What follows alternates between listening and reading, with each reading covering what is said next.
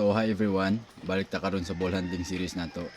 Ang unang nga drills ipakita nato ang atong warm up before every ball handling drills nga atong himuon.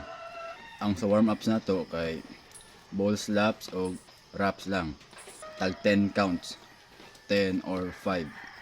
Kung kaya 10, 10. Iguman sa slaps diri fingertips. Iguman sa fingertips. I-wrap diri sa head, iguman sa head, sa hips, iguman sa hips, both legs, iguman both legs, between the legs, single legs nya, spikas, iguman figure 8 nya, ikahuman proceed na din ta sa main nato nga workout. Ang sa pagkasunod-sunod sa mga workout, i-post na ako ang link below sa every video nga i-post na to.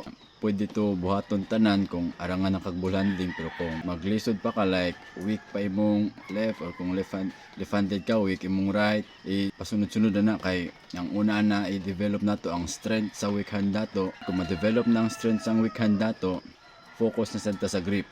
Ang kadugayon sa pagbuhat nato sa drills like pila ka weeks nato buhaton, why specific nga time kung pila ka weeks, bali buhaton na nato hangtod sa ma-feel nato nga mo-improve naton hand.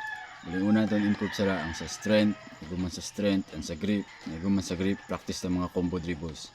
So mao ni ang first workout nato using duha ka bola. So, low dribble, iguman sa low dribble pound, low dribble alternate, iguman sa low dribble alternate, pound alternate. Pero kung wala tayo sa bola extra, pwede ra tayo sa bola. Ang himuon nato kay low dribble, dili mo lapas sa knee, igumana na pound ni level lang, igumana na pound ni level, pound kita kutob lang sa hips, dili mo lapas sa abaga. Human nato sa pound, proceed to sa pocket dribble nato. Kung pila ka count umbuhaton sa right or sa dominant nga hand, kung kaya gani dublyon sa weak hand, mas maayo. Bali pound, pocket. Kung nakahuman na ta sa strengthening sa weak hand, nakahuman na sad ta sa pocket dribble nato, proceed ta sa grip enhancement nato.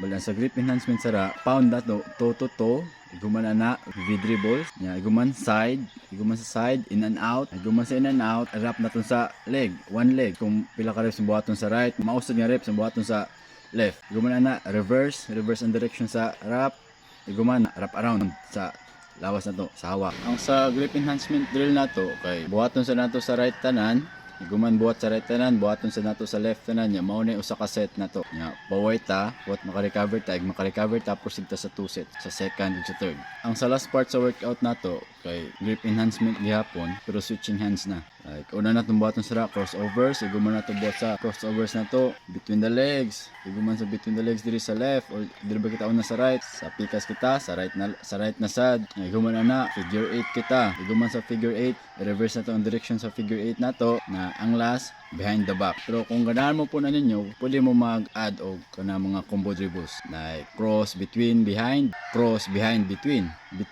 behind cross between, cross behind cross between, ug ang last behind between cross. So buhaton na to mga drills gikan sugod hantod mo man na paspas sa permi, di ta maghinay-hinay. Okay ra jud na masayop, okay ra na mawala ang bola sa kamot, naran skilled ko on balik niya kundiin to na unong set or count, balik lang ka dito.